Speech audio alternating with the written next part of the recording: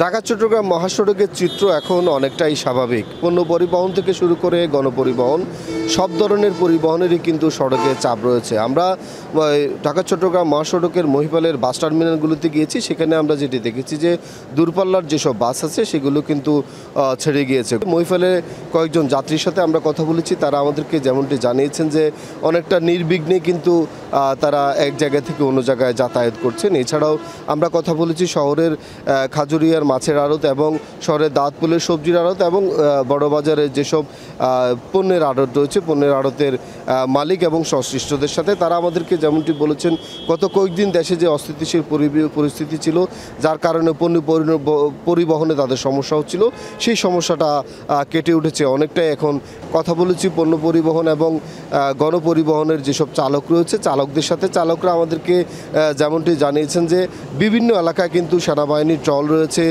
পুলিশের ট্রল রয়েছে, বিভিন্ন জায়গায় র্যাবের ট্রল রয়েছে।